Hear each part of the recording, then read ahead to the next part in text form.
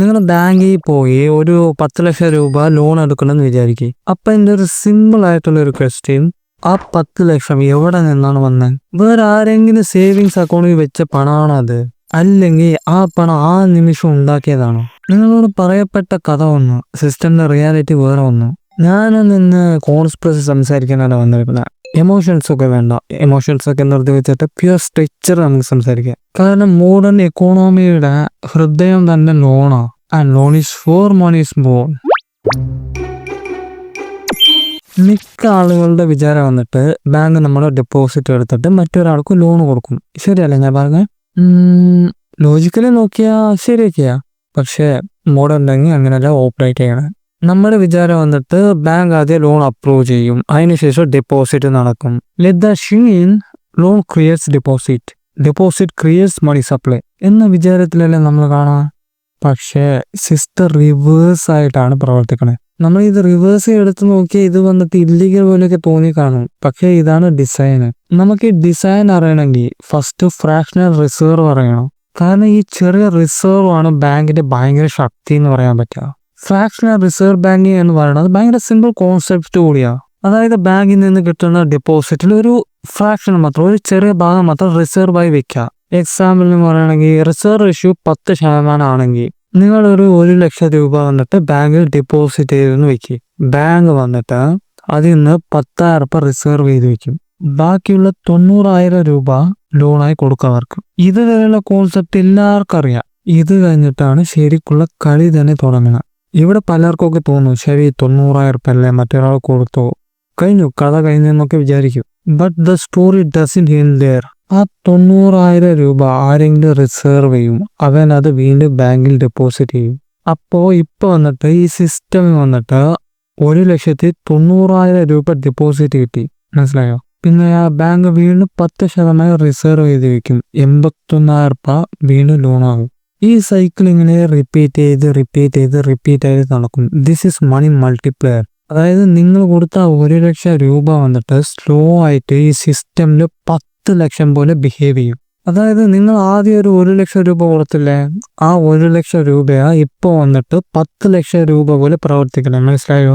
ബാങ്കിൽ physical cash കൂടിയിട്ടില്ല, പക്ഷേ ledger entries കൂടിക്കൊണ്ടിരിക്കും. കാരണം ഇന്നത്തെ കാലത്ത് കുറെ പൈസ വന്നിട്ട് വെറും നമ്പർ മാത്രം, ആ സ്ക്രീനിൽ കാണാനില്ല, ആ നമ്പർ മാത്രം. ഞാൻ കുറെ വട്ടം മനസ്സിലായോ എന്ന് പറഞ്ഞു കാണും. കാരണം വന്നിട്ട് ഇത് ഭയങ്കര കോംപ്ലക്സ് ആയിട്ടുള്ള ഒരു ടോപ്പിക്കാണ്. എന്നെ കൊണ്ട് പറ്റുന്നിടത്തോളം വന്നിട്ട് ഇത് മനസ്സിലാക്കാൻ ശ്രമിക്കണം. അതുകൊണ്ടാണ്. സോ ഈ ബാങ്കിനെ മനസ്സിലാക്കണമെങ്കിൽ നമുക്ക് കുറെ കാൽക്കുലേഷൻ അത് ഇതൊക്കെ ചോദിക്കും. പക്ഷെ സിമ്പിളായിട്ട് മനസ്സിലാക്കാൻ പറ്റും. പക്ഷെ ഭയങ്കര ഒരു എന്താ പറയാ, പെട്ടെന്ന് ആർക്കും പിടികിട്ടത്തില്ല എന്താണ്.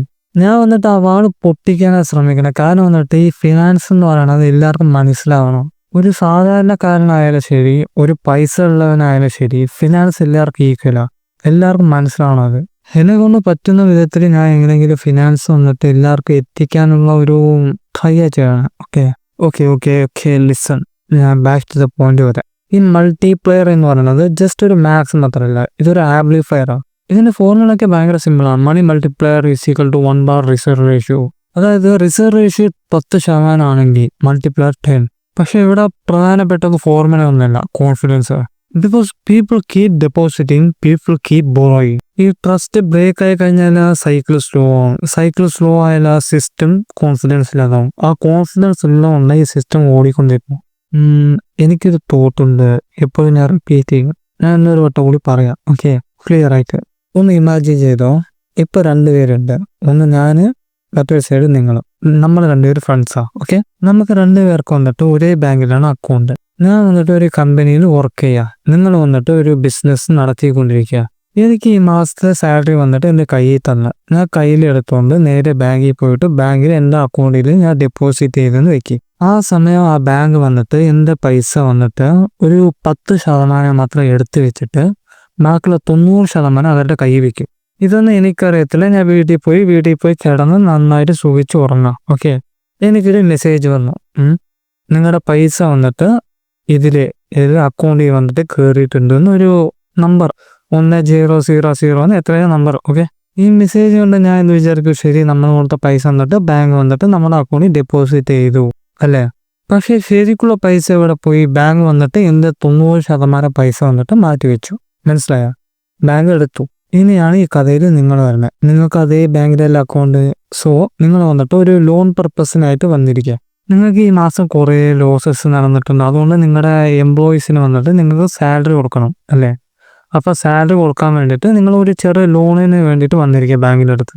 അപ്പം നിങ്ങൾ വന്നിട്ട് ലോൺ ചോദിച്ചു, ലോണൊക്കെ അപ്രൂവ് ആയി, എല്ലാം കഴിഞ്ഞു.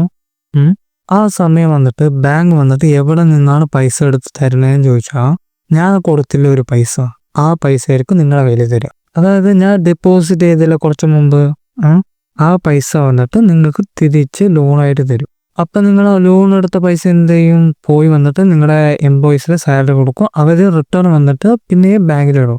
അതായത് ഞാൻ കൊടുത്ത പൈസ ഇങ്ങോട്ടൊക്കെ കൈമാറി അതിൻ്റെ 10 ഇരട്ടി പൈസേനെ പോലെ പ്രവർത്തിക്കും. എക്സാമ്പിൾ ഞാൻ ഒരു 1 ലക്ഷം ഇട്ടു എന്ന് വിചാരിച്ചാൽ ആ 1 ലക്ഷം വന്നിട്ട് ഒരു 10 ലക്ഷത്തിൻ്റെ പോലെ പ്രവർത്തിക്കുക. മനസ്സിലായോ? ഇത് മനസ്സിലായി നിങ്ങൾക്ക്? ഇത് മനസ്സിലായി കാണുമെന്ന് ഞാൻ വിചാരിക്കട്ടെ. കാരണം ഇതൊരു ബേസിക്കാണ്. ഇനി കുറച്ചുകൂടി ഡീപ്പായിട്ട് ഞാൻ പോവാം. ബേസിക് എന്ന് പറയാനുള്ള കാരണം വന്നിട്ട് ഇതിൽ ഞാൻ കുറേ കാര്യങ്ങൾ പറഞ്ഞു കാണില്ല. ഇങ്ങനെ പ്രവർത്തിക്കുക, സാധാരണയായിട്ട് ഇങ്ങനെ പ്രവർത്തിക്കണം. ഇങ്ങനെ പ്രവർത്തിക്കണുണ്ട്. കുറച്ചുകൂടി ഇത് ഇങ്ങനെ പറയാൻ പറ്റുക, കുറച്ചുകൂടി നമുക്ക് ഡീപ്പായിട്ട് പോവാം. ഡീപ്പായിട്ട് ആഴങ്ങൾ ഏറും തോറും നമുക്ക് മനസ്സിലാവും. ഇപ്പം നമുക്ക് ക്രിട്ടിക്കൽ പോയിന്റ്സിലോട്ടൊക്കെ മൂവ് ആവാം. ഓക്കെ, ഒരു ബാങ്ക് ലോൺ കൊടുക്കുമ്പോൾ അത് എക്സിസ്റ്റിംഗ് മണി ട്രാൻസ്ഫറല്ല ചെയ്യണേ. ആ ലോൺ വന്നിട്ട് ക്രിയേറ്റ് ന്യൂ പർച്ചേസിങ് പവർ. നിങ്ങളൊരു ലോൺ എടുക്കുമ്പോൾ, ഒരു ഹോം ലോൺ സൈൻ ചെയ്യുമ്പോൾ ബാങ്കിൻ്റെ ബാലൻസ് ഷീറ്റിൽ വന്നിട്ട് അസറ്റിൻ്റെ സൈഡിൽ ലോൺ കാണും. അത് തന്നെ മറിച്ച് ലയബിലിറ്റിൻ്റെ സൈഡിൽ ആ ഡെപ്പോസിറ്റ് എന്ന് കാണും. അതാണ് ഡബിൾ എൻട്രി അക്കൗണ്ട് എന്ന് പറയുക. കാരണം സിസ്റ്റമിൽ പുതിയ മണി സപ്ലൈ എത്തി. Out of the thin air, no, not the thin air, out of credit. Debt creates money. ഡെപ്റ്റ് റീപേ ചെയ്താൽ മണി ഡിസപ്പയർസ് ആവും. അതായത് creation and destruction happen silently. അപ്പം നിങ്ങൾ വിചാരിക്കും, നീ അല്ലടാ പറഞ്ഞ കുറച്ച് മുമ്പ് എൻ്റെ പൈസ എല്ലാം അങ്ങോട്ടും ഇങ്ങോട്ടും മാറ്റി കളിക്കണമെന്ന്. അതൊരു ചെറിയ നുണ. അത് നുണ മാത്രമല്ല, കുറച്ച് സത്യങ്ങൾ കൂടി കലർന്നിരിക്കുന്ന ഒരു സാധനം. അത് പെട്ടെന്ന് മനസ്സിലാകാൻ പറ്റില്ല. അപ്പോൾ ഈ സിസ്റ്റം ജീവിക്കാൻ എന്ത് വേണം? അതായത് ബാങ്ക് ജീവിക്കാൻ എന്ത് വേണം? കണ്ടിന്യൂസ് ബോറോയി. അതായത് നമ്മൾ ചോറ് വാരി കൊടുക്കണം. നമ്മുടെ കുട്ടിയുടെ ബാങ്ക്, ആ കുട്ടിക്ക് നമ്മൾ ചോറ് വാരി കൊടുത്ത് വളർത്തണം. മനസ്സിലായോ? അപ്പോൾ നമുക്ക് തോന്നുന്നതാണ് ബാങ്ക്സിന് അൺലിമിറ്റഡ് ആയിട്ട് പൈസ ക്രിയേറ്റ് ചെയ്യാൻ പറ്റില്ല. സെൻട്രൽ ബാങ്ക് ഉണ്ട് ഇന്ത്യയിൽ, RBI. ആക്ച്വലി ഈ RBI എന്ന് കേട്ടാൽ തന്നെ അവർ മണി ക്രിയേഷനൊക്കെ നടത്തും എന്നൊക്കെ ഉണ്ട്. അത് സത്യം കൂടിയാ. പക്ഷെ അതിന് വേറെ ഡിഫറെൻ്റ് റൂളുകളുണ്ട്. ഇവർ നേരിട്ടൊന്നും മണി ക്രിയേഷൻ നടത്തില്ല അത്രയ്ക്ക്. അതിൽ ഈ വെലോസിറ്റിയെ കൺട്രോൾ ചെയ്യണ CRR, repo rate, open market operations. അതായത് റെപ്പോ റേറ്റ് ഉയർന്ന ലോൺസ് എക്സ്പെൻസീവ് ആവും, ബോറോയിങ് സ്ലോ ആവും, മണി ക്രിയേഷൻ സ്ലോ ആവും. അത് തന്നെ റെപ്പോ റേറ്റ് കുറഞ്ഞാൽ ചീപ്പ് ക്രെഡിറ്റ്സ് കിട്ടും, ബോറോയിങ് ഇൻക്രീസ് ആവും, മണി സപ്ലൈ എക്സ്പാൻഡ് ആവും. ഈ ഇൻട്രസ്റ്റ് റേറ്റ് എന്ന് പറയുന്നത് ഒരു എക്കോണമിയുടെ ആക്സിലേറ്ററും ബ്രേക്ക് പോലെ. ഇത്രയൊക്കെ പറഞ്ഞില്ല, നമ്മുടെ ജീവിതത്തിൽ ഇത് എങ്ങനെ അഫക്റ്റ് ചെയ്യാന്ന് കൂടി ഞാൻ പറഞ്ഞേക്കാം. ഈ ലോ ഇൻട്രസ്റ്റ് റേറ്റ് പീരീഡിൽ ചീപ്പ് ലോൺസ് കിട്ടും, റിയൽ എസ്റ്റേറ്റ് ബൂം ആവും, സ്റ്റോക്ക് മാർക്കറ്റ് റാലി നടക്കും. Why? Because new money flows into assets fast. അതുതന്നെ ഹൈ ഇൻട്രസ്റ്റ് റേറ്റ് പീരീഡിൽ ആ ലോൺ കോസ്റ്റ്ലി ആയിരിക്കും, സ്പെൻഡിങ് സ്ലോ ആയിരിക്കും, മാർക്കറ്റ് കറക്റ്റ്. അതായത് ക്രെഡിറ്റ് എക്സ്പാൻഷൻ നടക്കുമ്പോൾ അത് ബൂം ആവും. അത് തന്നെ ക്രെഡിറ്റ് കോൺട്രാക്ഷൻ നടക്കുമ്പോൾ സ്ലോ ഡൗൺ ആവും. പക്ഷേ ഹെഡ്ലൈൻസ് നിങ്ങളെ കൺഫ്യൂസ് ചെയ്യും. But underneath it's always credit cycle. അതുകൊണ്ട് മാത്രം സിസ്റ്റം അഗ്രസീവായിട്ടൊന്നും ലോണൊന്നും കൊടുക്കത്തില്ല. അങ്ങനെ ലോണൊക്കെ കൊടുത്താൽ റിസ്ക് ബിൽഡാവും. ഈ 2008 crisis, house loans, over confidence, asset bubble, ആ സമയത്തൊക്കെ people borrowed assume price will rise forever. പക്ഷെ അവിടെയാണ് ഡിഫാൾട്ട് സ്റ്റാർട്ടായ. മണി സപ്ലൈ വന്നിട്ട് കോൺട്രാക്റ്റ് ആയി. ബാങ്ക് പേടിച്ച് ക്രെഡിറ്റിൽ നിന്ന് എക്കോണമി സ്ലോ ആയി. Boom turns to bust cycle. Okay, no drama, just structure. അതുകൊണ്ട് ബാങ്ക്സ് കുറേ ലോൺ കൊടുക്കാൻ പേടിക്കണം. മനസ്സിലായോ? കുറേ പേപ്പർ വർക്ക്സ് നമ്മളോട് ചോദിച്ചുകൊണ്ടിരിക്കും. പക്ഷേ ഇപ്പോഴത്തെ മോഡേൺ സിസ്റ്റം വന്നിട്ട് ഡെപ്റ്റ് ബേസ് ചെയ്താൽ വർക്ക് ചെയ്യണം. അതായത് ബോറോയിങ് ഇൻക്രീസ് ആയാൽ മണി കൂടും. അത് തന്നെ റീപേയ്മെൻറ്റ് ഇൻക്രീസ് ആയാൽ മണി കോൺട്രാക്ട്സ് ആവും. അതായത് നമ്മൾ പൈസ മേടിച്ചുകൊണ്ടിരുന്നാൽ ബാങ്കിലത്തെ പൈസ വന്നിട്ട് കൂടിക്കൊണ്ടിരിക്കും. അത് തന്നെ നമ്മൾ വന്നിട്ട് തിരിച്ചടച്ചുകൊണ്ടിരുന്നാൽ പൈസ കുറഞ്ഞുകൊണ്ടിരിക്കും. മനസ്സിലായോ? So ask yourself, if economy needs constant borrowing to grow, what happens if people stop borrowing? വളർച്ച സ്ലോ ആവും. അതുകൊണ്ട് ഈ സിസ്റ്റം വന്നിട്ട് ക്രെഡിറ്റിനെ എൻകറേജ് ചെയ്യുന്ന നമ്മുടെ EMI culture, easy loans, buy now pay later, എല്ലാവരും കേട്ടിട്ടില്ല ഈ വേർഡൊക്കെ. അതായത് നീ വെറും കസ്റ്റമർ അല്ല, you are not just a customer, you are part of the engine. അതായത് ഈ ബാങ്കിൽ നിന്ന് എൻജിൻ ഓടാൻ വേണ്ടിയിട്ട് നീ വേണം, നീ ലോൺ ചോദിച്ച് മേടിക്കണം. അതിനെ തിരിച്ച് പേ ചെയ്യുമ്പോൾ ബാങ്കിന് അത് ഇഷ്ടമല്ല. ഇത് മനസ്സിലായോ? ഒരു എക്സാമ്പിൾ ഞാൻ പറഞ്ഞതാട്ടാ.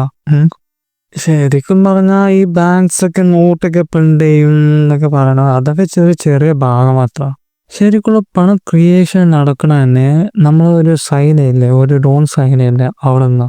അത് കഴിഞ്ഞിട്ട് ആ ഫ്രാക്ഷൻ സിസ്റ്റം വന്നിട്ട് എക്കോണമി ആംപ്ലിഫൈ ചെയ്യും.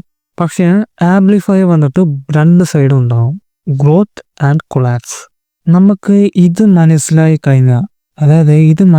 കഴിഞ്ഞാൽ, നമുക്ക് ഈ മാർക്കറ്റിൽ നിന്ന് മനസ്സിലാക്കാൻ പറ്റും. അതായത് ഈ സ്റ്റോക്ക് മാർക്കറ്റൊക്കെ അല്ലേ, ഇതൊരു ട്രിക്കാ. അതെന്താണെന്ന് ഞാൻ ഈ സ്റ്റോക്ക് മാർക്കറ്റിന്റെ വീഡിയോ ഒക്കെ ചെയ്യുമ്പോൾ ഞാൻ പറയാം. Okay, if you understand money creation you stop fearing headlines. ഈ സിസ്റ്റം വന്നിട്ട് ഭയങ്കര സിമ്പിൾ ആയിട്ടുള്ള ഒരു സാധനമാണ്, പക്ഷേ ഇത് ഇൻവിസിബിൾ കൂടിയാണ്. Understand the engine or be driven by it. Choice is yours. And Roy, these are not my stupid thoughts. Bye bye. Love you.